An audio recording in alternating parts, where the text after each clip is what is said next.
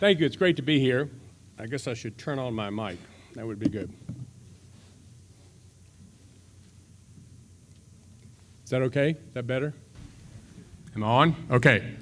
Well, thank you. For those of you who know a little psychology, you've probably heard of the primacy-recency effect, which is most places you want to either be first or last, and the worst place to be is in the middle. And if you're a middle child, how many middle children in the room, you certainly personally understand that. So there are certain strategies you need to use. So I'm going to do my best here, and I'm looking to the middle children to really support me and help me here so we can have a really interesting and vibrant conversation. So I think Stan has laid out for you, as he always does, so clearly and articulately certain clear steps that we need to engage in order to up the ante on college completion, and that can have a dramatic impact on our numbers.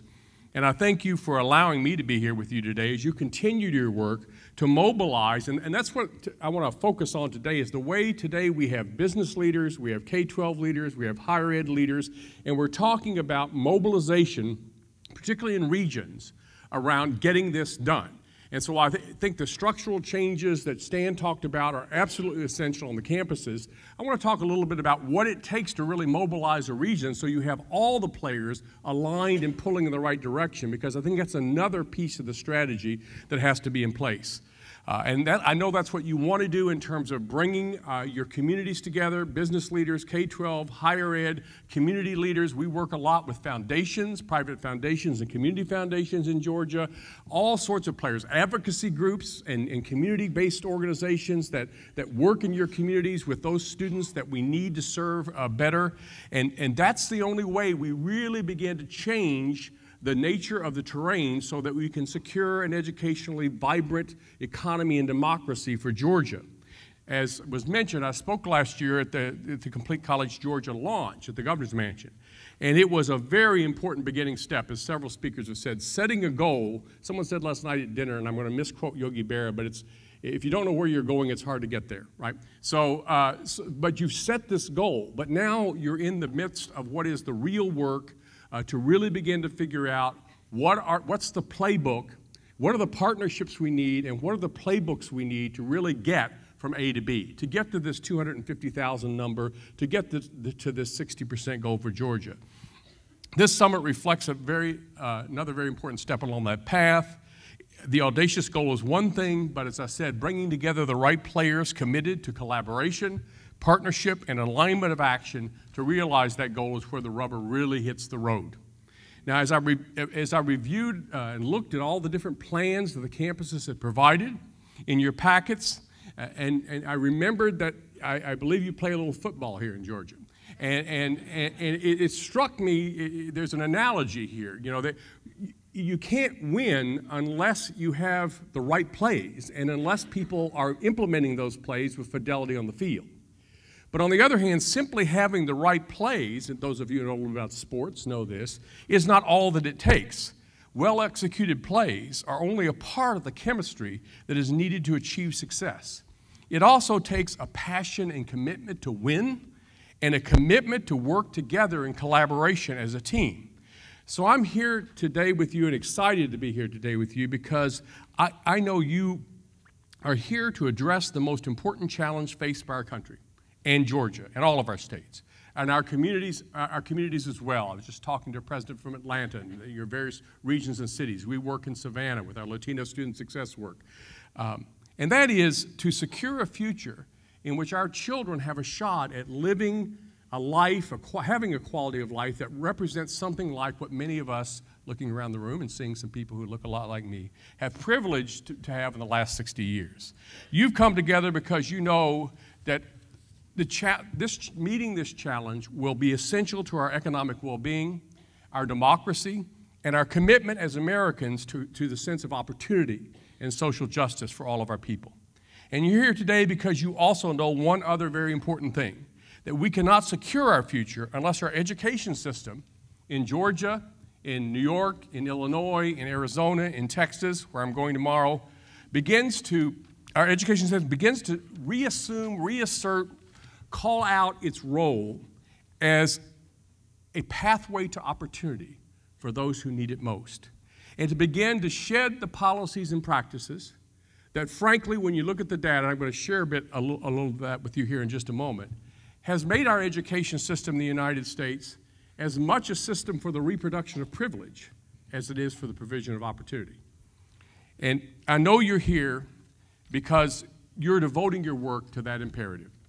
So thank you again for inviting me here to speak to you, and I hope today I can arm you or provide you, I don't want to use a military metaphor here, but provide you with ideas that you can take home to use in your regions in making the case for broad-based support across your region to continue to build the collaborations that will make your community and your quality of life so much better, and the future of hundreds of thousands of students in Georgia so much better because of your work to raise education levels. Somewhere here I have misplaced my clicker. Oh, there it is. Sorry about that. Too many pieces of technology. So in the, that's not me, that's my ringer, but it's not me. I thought I turned it off. I don't want to assume all of you know who the Lumina Foundation is and what we're about, but we're the largest foundation in the United States that's solely devoted to one goal, and this is it. That's all we do. Everything we do is devoted to increasing the percentage of Americans, this should sound a little familiar to you here in Georgia, to hold high quality, and I want to emphasize that, I'll talk about that in a moment, college credentials to 60% by 2025. Now, we have been stuck at about 40% in this country for decades. And decades ago, that was good enough to make us pretty much first in the world. But that is no longer the case. Complete College Georgia, you set your goal to 2020. So you're more ambitious and probably smarter than we are. But if you can get there by 2020, that'll help us get to our 2025 goal. So we're completely aligned. So the question becomes, how do we get there? And I think it's very important to begin to think about where do these degrees come from? And I want to talk a little bit about that nationally and also in the state of Georgia, because they're going to have to come from very specific places and very specific populations, most of whom, frankly, we have done a relatively miserable job of educating to date. So in our most recent plan, which is available on our website, we tried to, when we would say to people, we want to move from 40 to 60%. And that's going to be about 20, you talk about 250,000 degrees here in Georgia, and that sounds audacious. For the country, that's about 23 million more degrees that we're on track to produce. Now, it's about that point when I use that number that many people run screaming from the room. And so we thought we better lay out how exactly we're going to pull that off nationally. And it's very akin to the kind of ideas you're having here in Georgia in terms of your path to success for Complete College Georgia. But when you get down to the state level, or we work a lot in metropolitan regions, when you start talking about Miami or San Antonio or Phoenix or Atlanta, the numbers become even more doable. But here's the way we do it nationally. If we could improve high school graduation and college going rates, and I know many of you in your completion plans have included components that include more vibrant and effective partnerships with K-12, which is what that's about.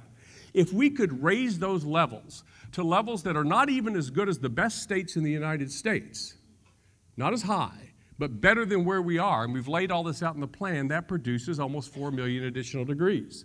If we could improve and seal the pipeline, Stan just talked about some of the things we need to do that, to improve the college completion rates across our country, again, to higher levels than we are now, but still not as good as the best institutions are doing, either at the 2 or 4 year level, that would produce another over 5 million degrees. And I want to talk in a lot about adults, because a lot of times in these conversations, I know that in Georgia you're focused on this, but we end up talking about the kids, because the kids are important. The kids are cute. The kids are embraceable, right? But largely, when we look at our workforce, our current workforce in the country right now, the real opportunity is among adults. Adults who did not go to college at all, because at some point they decided, and perhaps when they graduated from high school, there was a decent job for them. I'll show you how that's changing in just a moment. Or those who went to college, and because of our college dropout rate, and we have, as you well know, not just a high school dropout problem in this country, we have a college dropout problem.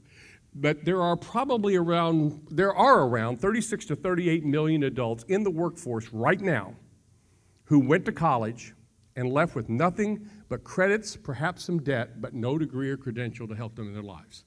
So if we could just get a reasonably small percentage of those adults, millions of whom have 60 hours or more, we know this, already toward their college degree. Some have 90 hours toward a baccalaureate degree. If we could find a way to get them back, and it's not as easy as it sounds, because they failed once, we failed them once, and now they have complicated lives, and we need to figure out a way to get them back and get them a degree that counts for them in their lives and counts for our economy.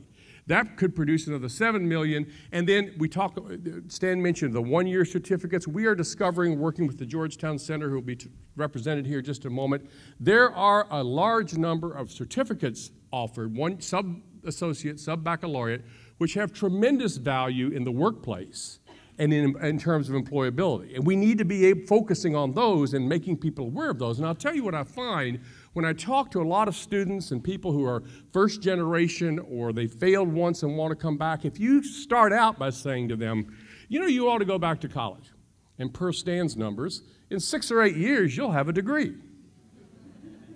It's like saying you ought to go in your backyard and build a rocket and go to the moon. But when you can say, look, if you can start, here's a pathway where after a certain limited period of time, you're going to get a certificate that has these payoffs for you, and here's how you get it.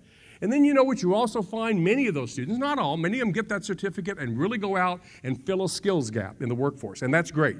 But you also find with many of those students, they do that 1 year, and they're like, I can do this.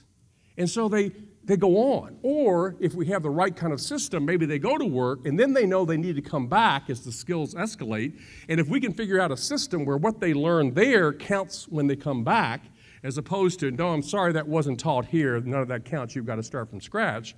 If we put that kind of transfer system like you have here together in Georgia, then we begin to build that pathway to degrees and credentials that really make a difference for adults. And you add all that up and we're at 24 million, so we've already beaten our goal. And thinking in those terms around where is your opportunity here in Georgia is what you need to think about, and I want to talk about that a little bit in the time that I have here. But first, I want to say a little bit about what's happening. I love the fact that you're taking this regional approach in Georgia. Because what we've discovered is and we're going to expand our regional work, metropolitan regions and other regions at Lumina, because here's what we found. As you may have heard the rumor, there's a little bit of a political logjam in Washington. So there's not a lot getting done there. And we find sometimes even at the state level, particularly in larger or more populous states, there are things you can do at the state level that are very important, like the performance funding that's being put in place. But there's still a lot of noise at the state level. But when you get down to a region where businesses are located, where mayors are elected, where higher education institutions and their faculty live, where people, there's a pragmatism in those regions to say, Republican, Democrat, whatever, it doesn't matter. If we don't fix some things in our region, the place where we live will not be as good for us or our children. And so we're very excited about this. And I would recommend to you a whole literature, I'm sure most of you may be familiar with, that has emerged over the last couple of years. The initial articles, a lot of them are in a journal called the Stanford Social Innovation Review, called Collaboration for Collective Impact. And really the problem it's trying to address is this. When we decided we really wanted to work at a regional level, we asked an intermediary, we call them that in philanthropy, someone we gave money to, we asked them to scan the top 50 metropolitan areas in the United States and just count for us the number of programs in those regions that were around college access and success. We don't want to know about third grade reading, not that we don't care, but that's not in our bailiwick, or early childhood. My wife's an early childhood teacher, I deeply care, but we want to know college access and success. The numbers were really quite striking. 5, 8, 12, 18 different initiatives in some regions, all around college access and success. And yet if we have nothing else at Lumina, we have data. I'm going to share some of that with you just in a moment. When we looked at the data for that region, no dials were moving. Nothing was changing, yet every one of those 18 programs was claiming great success. It's working. Everything's working, but nothing's changing. And so what we said was, what is it going to take to bring together a region where you get the kind of aligned action with all the right partners at the table, the community-based organizations that represent the Latino community and the African American community, the employers who care, who can commit to helping their adult workers come back to college, the higher ed institutions who will open up the pathways, the K-12. What will it take to do that? And this is what it takes. And I'm not going to spend a lot of time with this, but there's a lot to be said here about what it takes to really mobilize a region, because it really is important. You can have all the plays in the playbook, but if you don't have the right players, if you don't have the talent, if you don't have the commitment to victory, if you don't have the sense that we've got to work together on this, everybody's off implementing their little play, and what you get are these little islands of excellence, which is what we have across the country right now. This program's doing great. It's really producing results. And this little island program over here. But you don't have the alignment and the synergy and the collaboration that produces the level of impact that you know you need here in Georgia to hit that 60% goal. First of all, I'm going to talk a little more about some of these. I'll highlight them very quickly here. You need to create a sense of urgency. And I think you're working, that clearly is developing here in Georgia. There's a sense that we've got to act. You know, there's an interesting assessment that one organization does of regions. And what they find is regions go through rhythms in their lives. And there's a certain point where a region is in the blame game rhythm. It's like they're all blaming one another for the fact that things aren't getting better. And that's a very hard region to get mobilized. But at some point in many regions, it finally clicks with key people in the region.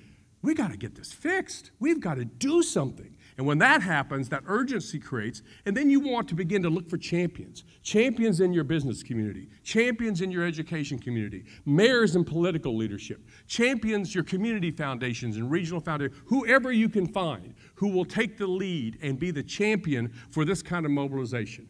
And then you need to develop a common agenda. And you're doing that here in Georgia. A common agenda where everybody's sort of on the same page of where we're going, what the nature of the problem is, and the kind of rules of the game that we're going to engage in as we partner with one another. It doesn't mean everybody immediately knows all the solutions, but it means they're committed to finding those solutions and using, as I say here, data, shared measurement, mutual accountability, where every organization, which is often the case, is not going to have its own little data system. We track our students over here, and you track your students over here, and everybody's doing it differently. Where you agree to, this is one of the hardest things to do, to come up with a transparent measurement system that says, here's where we are, here's where we want to be, here's how publicly and together we're going to measure our progress, and we're going to find out if we're making progress, and if we're not going to blame anybody. We're going to come together and have those, in Achieving the Dream was mentioned earlier, there's a great phrase that those colleges use, around courageous conversations, looking at the data about what really needs to change. And then you need to align activities along a joint plan of action. That's crucial.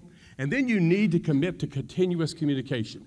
You have to have an infrastructure where the business folk and the education folk and the K-12, higher ed and K-12 and the community-based folk are constantly talking to one another and sharing what they're learning to move the region along. And lastly, I'll talk a little about, you need some kind of a backbone organization that is going to wake up every morning caring about herding the cats and caring about making sure that that collaboration works. Because if you don't, entropy is a principle of life, and ultimately everybody will come together, sing kumbaya, commit to a common goal, and then over time they'll all start going their different directions unless there's somebody waking up every morning saying, remember what we committed to? Come back here, let's do this together, because that's the only way we're going to get it done.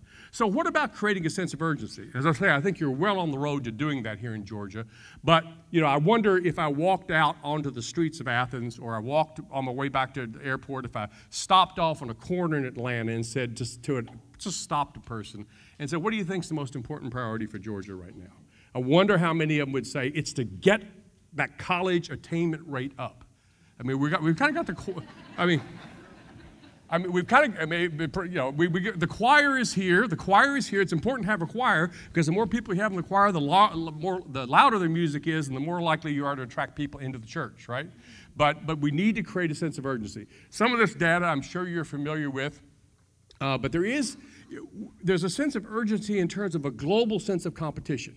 And I say this here in Georgia because as Governor Deal knows, as the Chancellor knows, as Ron Jackson knows, Georgia is not just competing with Tennessee, Florida, and Alabama for jobs and businesses. As the Chamber of Commerce knows, you're competing with where I was last year, Singapore and Shanghai and Ireland and these kinds of countries, and for good jobs and good employers, and actually to keep your own people here so they don't move to those places where they can find a talented workforce. And yet, as you probably have heard, among our young workforce, notice this is 25 to 34-year-olds, the future of our workforce, we're 12th in the developed world, 12th.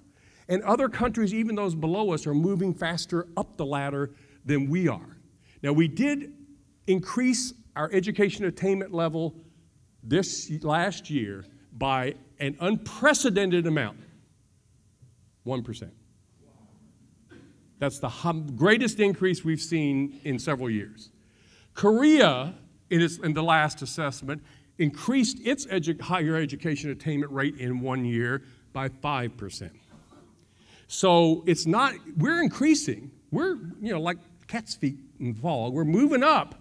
But others are racing forward beyond us, and we have to change that. And just to throw that, so again, to take it to the state level, here's where our states rank in comparison internationally. And there's Georgia, slugging it out with Poland, Chile, and just above Slovenia and Greece for education bragging rights. Okay, so this is not, and we all know in this room that being globally competitive is hugely important for the internal health of our economy. But I will tell you, as I've traveled around the country and given talks to this to various groups and audiences in cities and states and elsewhere, for me to stand up here and say, beat Norway. Everybody doesn't rise up and say, yeah, let's go to work. We got to beat those Norwegians. It really doesn't work that way. So, but let me give you a little data. I'm going to steal a little thunder from our friends at the Georgetown Center because they are our deep friends, our data gurus. But this is a new urgency post-recession. What we saw in this recession was an acceleration of the trends we've seen over the last decade. That blue line is the number of jobs available to high school graduates. During the recession, we lost over 5 million of those jobs, and since the recovery has begun, we've lost more of those jobs. Those jobs available to high school graduates are going away, and most of them are not coming back. I'll give you a quick example of what's happening. It's not just the new jobs, it's the transitioning and changing of the current market. I was talking to some CEOs of utility companies, and 2 of them had worked their way up through the company. They'd started as meter readers and with a high school or less degree. And because of their grit and determination and hard work, et cetera, it's a great story, right? It's one of those Horatio Alger bootstrap stories. They're now CEO of the company. Well, guess what? Meter reader jobs are going away. We're putting in meters now that are electronically can more accurately, which probably means your bill's going to go up, but in any case, are more accurately convey remotely. And the way you get the only way you can get in the door in these utility companies is what they call a pole climber. That's a person who goes up the pole and works up what's on top. Add to that what's at the top of that pole is so much different than what was at the top of that pole 20, 30 years ago. As the guy said to me, I can't hire anybody without an associate degree or an industry-recognized credential in that area unless I want to create a brownout in some neighborhood. So you can't even get in, and that's happening over and over again. Again, you see for associate degree holders, we did have a loss of 1.6 million jobs. There's pain for everybody in the recession, but we've just about recovered. The job market has just about recovered for associate degree holders. For four-year college degree holders, and I say this, and people really don't believe me, and if you don't believe me, you'll have to talk to the Georgetown Center, and they can make the case for you. But we never lost jobs, even in the depths of the recession, for four-year college degree holders, and we now have almost 2 million more jobs than we did before. Now, everybody's got the anecdote of, I know a college graduate who's working at Starbucks or driving a taxi, right? And it does matter what you major in. It does. But on the other hand, overall, these are the data. So which of those lines would you like your kid to be on? And I love these people. The Chancellor mentioned earlier the siren song of college isn't worth it anymore, and it's cost too much, and we should. Well, ask those people where their kids are going to school, and they'll tell you, and they're going somewhere. And here's another reason for that. So what we found here is, and this is again from Georgetown, but what we found was in 1980, the premium, the lifetime wage premium for a four-year college graduate was about 40%. That's pretty good. That's about right for a well-functioning economy. In 2010, it was 74%, and by 2025, it'll be almost double. Any labor economist in the world will tell you when you're paying that kind of premium for a product, you have a shortage. And it's not efficient and good for the economy. You're spending too much money for goods that are in shortage, and you have less money to invest elsewhere. Now, this is great news for the few, the largely white and SAT gifted who get to go. But for those students who are shut out of this system, it is an economic disaster. And the income inequality that we talk so much about, I'm not sure what we're doing about it so much, but we talk so much about in this country, is largely a post-secondary education opportunity gap in Georgia and across the country. One more piece of data on urgent need for public revenue. How many people in this room in a financially strapped state in the higher education system would like to see the state have $1 billion more to spend in public revenue? Can I get an amen from the folks in Georgia? All right? All right. So this was put out recently by the American Association of Community Colleges, showing that associate degree holders have a 20% increase in weekly earnings from high school graduates. Each BA pays more than $6,000 a year more in taxes. So I did a little in my head math, and so don't hold me to this. But I thought, well, let's assume a certain break between this 250,000, some associate, some baccalaureate, et cetera. And you can easily get to $1 billion in additional public revenue with this move. And so, again, I think it's essential to the health and well-being. Now, here's the deal. You're here to transform this system. Someone used that word last night and this morning, transformational. And you need to do that. Because what we see over the last 2008, 2011 in Georgia, 36.2% of the workforce with a college degree credential, 36.2, 36.1, and this last year you made a phenomenal 0.3 of a point to 36.4 increase. Now, I remember the phrase, the operational definition of insanity is doing the same thing over and over again, expecting to get different results. So that's why you're here today. You're not going to do the same things over and over again. You're going to do it differently. So that's some of the urgency, and I hope that that's the kind of information that you're able to take out to your faculty colleagues, to your community, and say, this is why we've got to act. This is why we've got to collaborate in ways we've never done before. We can't have these siloed islands of excellence anymore. We've got to work together or we will fail together. So also creating these champions. Look for people who have credibility everywhere I go where they have these successful regional collaborations. Credible champions have stepped up from different sectors. Sometimes it's the mayor and some others. Sometimes it's business leaders. Sometimes it's higher education leadership. Sometimes it's leadership from the community itself and the community foundations. But you need a cadre of champions from administration, faculty, and look to your students to be champions of this. Look to your students.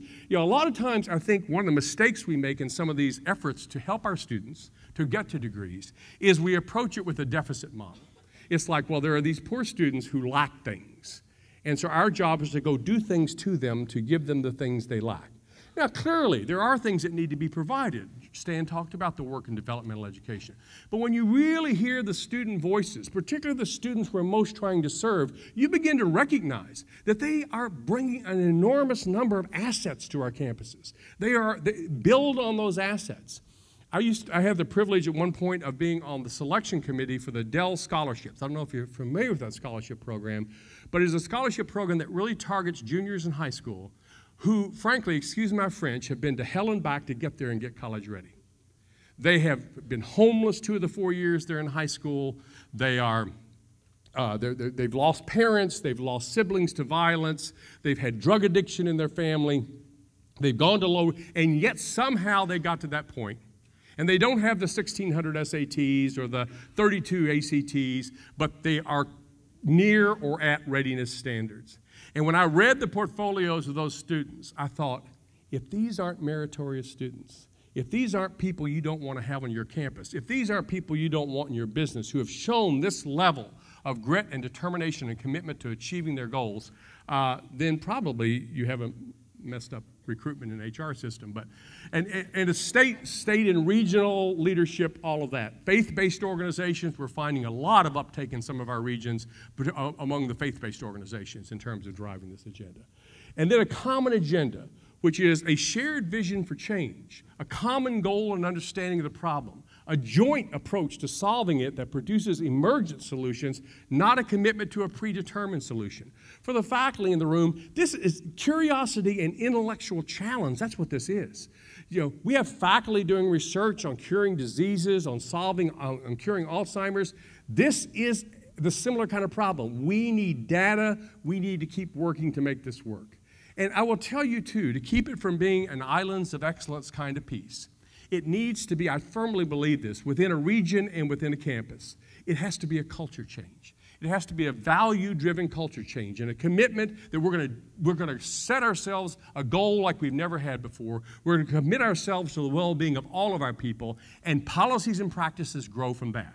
That way you don't have a place where, you know, as important as developmental ed is, as Stan said, developmental ed's being reformed over here, and a pathways program's going over here, and there's a business partnership over here with this department in the university, but there isn't that overall sense of systemic change.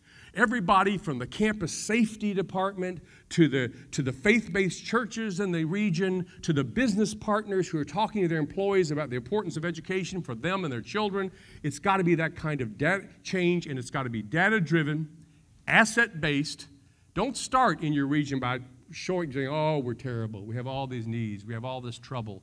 Because if you do that's not a way to motivate people. You're terrible, now get up and do something about it. That's not a strategy, right? So you start by talking about the assets that we have in this region. We have employers, we have institutions, we have assets, we've solved some of our problems, but now how do we move on and solve the next ones and the big ones that we need to solve? As I said, fueled by commitment and curiosity. It needs to be a common agenda focused on access and success. There's no way we get there without vastly increasing the numbers of students who go to college and then making sure that hugely increased percentage of them actually get through it. We can't do it by simply sealing the college pipeline, and we certainly learned over the last 30 years that getting more students onto campus, which we've done, doesn't solve the problem because too many of them don't get out. It's got to be both of those. It's got to be focused on what we call 21st century students. You know, this is, again, from Complete College America. 75% of our 17.6 million undergrads are now juggling these multiple responsibilities.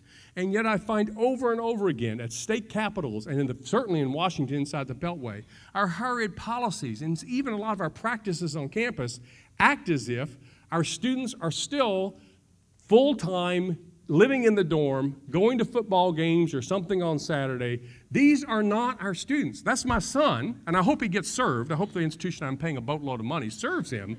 But he is a shrinking minority of the students we need to serve. And we have to almost audit our practices and policies to say, are they providing barriers to the real students we need to serve? And when I've seen campuses do that, CALE, the Council for Adult and Experiential Literacy, has an assessment called the ALFI, the Adult Learner-Focused Institutions. When I've seen institutions do that, it's been an amazing eye-opener for them. They said, well, we just never, I mean, some of this is just like duh, as the cartoon character would say.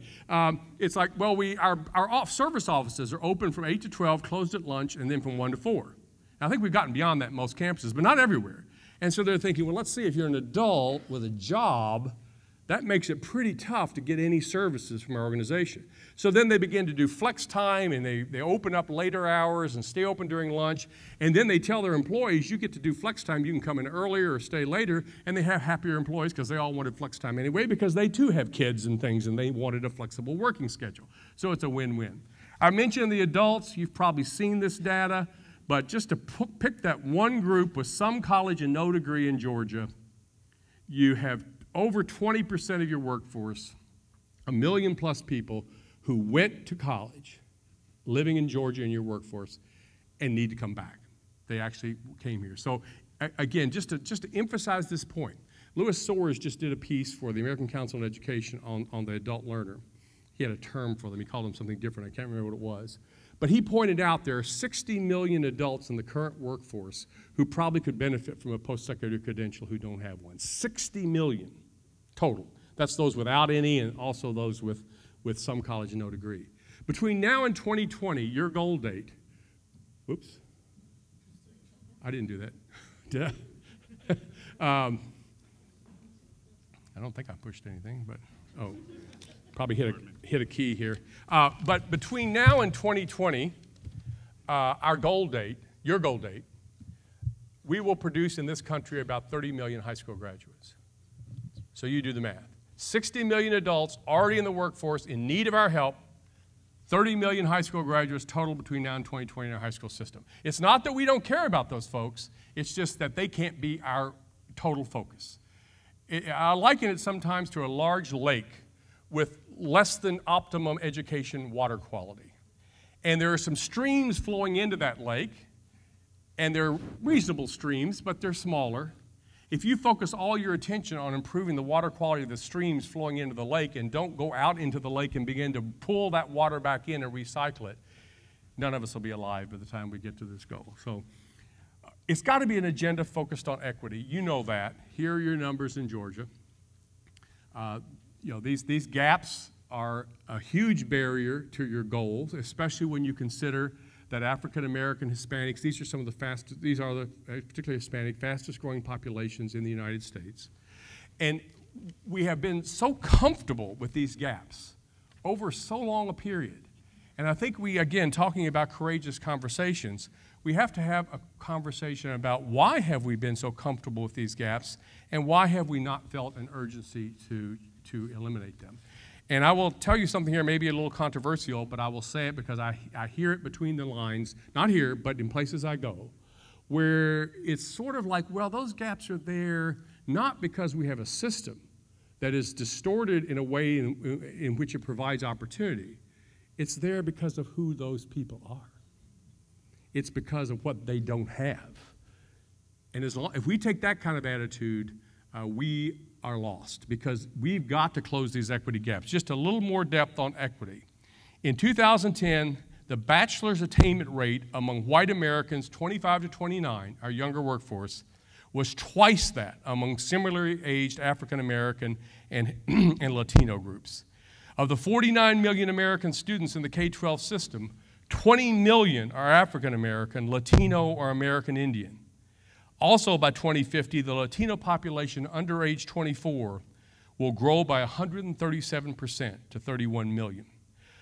Last data point, of the 49 million students in our K-12 system, 22 million, 45%, are low income. Students of color, low income students, adults, they've got to be our targets. We do a pretty darn good job of educating wealthy folks in this country. Don't need to worry about them. If you look at the 2010 census among 24-year-olds, 4 out of 5 young people, 24-year-olds in the highest income quartile, already have a 4-year college degree. Among the young people from the lowest income quartile, 1 out of 10. And you know, I'm reminded in this of a video I saw at an America's Promise convening in Washington, where I'll be speaking next week, where they had a video, and it was a very wealthy family in Alabama, and their daughter was bitten by a recluse spider. And they didn't know that. And if you know anything about that, that's deadly for young kids. It dissolves their organs, literally. And she kept getting sicker and sicker, and no one could figure out what was going on, so they took her to the emergency room, and this young emergency room physician figured it out, got her on an ambulance to Birmingham, stayed in the ambulance with her, kept her alive, and saved their daughter's life. That young emergency room physician came from a very poor family in Alabama, and through a lot of luck and happenstance and help, managed to get to medical school and become an emergency room physician. And he saved that wealthy family's life. And when I think about the 9 out of 10 students in the lowest income quartile, when I think, unless you believe that talent and ability to contribute to Georgia's future, America's future, is determined by the wealth of the family in which you're born, think of what we're losing. Think of the diseases that won't be cured, the young children who won't be saved, the businesses who will go out of business or offshore because of lack of talent. Think of the states who will sink under the weight of the increased cost of Medicaid and public assistance and prison programs because they couldn't solve this problem. It's a huge issue for us, and we have to turn it around. And I know that's what Complete Georgia is about. Running out of time here, but I don't want to just, I want to just also mention that a part of what I know you're doing here is really thinking about the quality of the learning you're providing your students.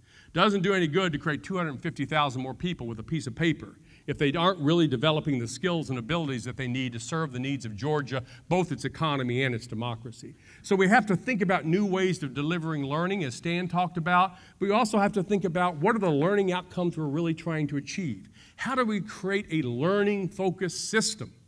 And let me tell you what a learning-based system is, and I know some of you are working on that. It's outcomes-based. We care about what the students learn, not about the amount of time they spend sitting in seats in a classroom.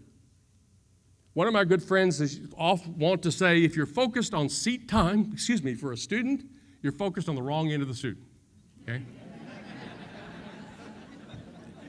And it's defined by transparent and accessible outcomes. It's student-centric. As Stan talked about, it's structured, open to acceleration. It's open to innovative, affordable delivery models for customized learning at scale. We mass customize everything else in the world. But we can't seem to figure out a way, even with all the new technologies we have, to really adapt the learning so we meet each student where they are. We don't take students and all start them at the same place and end them at the same place when they're all at different places. That's inefficient and it's not student-centered. As I said, it is not focused on seat time, organized around semesters, relying on proxies for learning, like we even see in some of our surveys, people assume quality is associated with how much an institution costs. I mean, you do that on the website, right? You have two items, you look at them, and they look similar. They got similar ratings from customers, but one costs $5 more than the other. You'll pay the $5 extra because you figure, well, if it costs more, it must be better. Well, we got a lot of that in the higher ed system. We got to get down to what really works, and one size does not fit all. So as you develop this urgency around this common agenda, access and success, adults, equity, economic development in our region, flowing from that becomes, then you want to, if you're committed to that, you want to measure it. You want to know whether you're succeeding.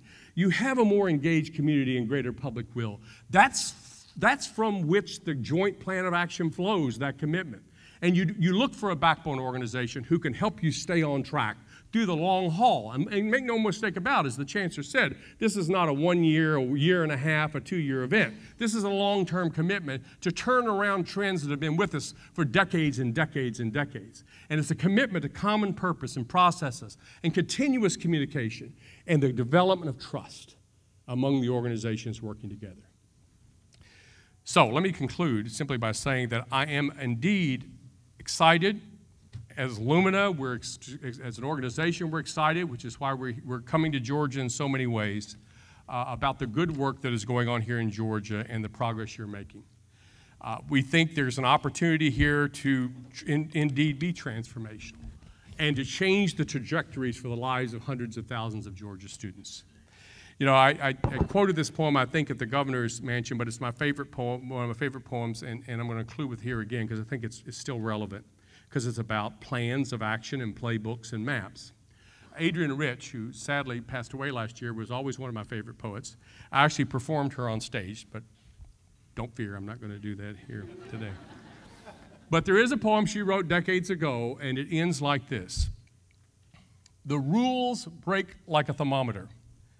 Quicksilver spills across the charted system. Whatever we do together is pure invention. The maps they gave us were out of date by years. The maps they gave us were out of date by years. So in the end, it's not about us, our businesses, or our institutions. It's not about politics. It's about them and their future and Georgia's future. And I truly believe that the people in this room with this sense of urgency and this commitment to collaboration for real impact can turn things around in Georgia and be a model for turning things around in this country, so that we create the new maps. We need to find our way to an educational system that is not a reproduction of privilege, but a pathway to opportunity for those who need it most. An economically successful and, yes, globally competitive economy, Georgia and nation.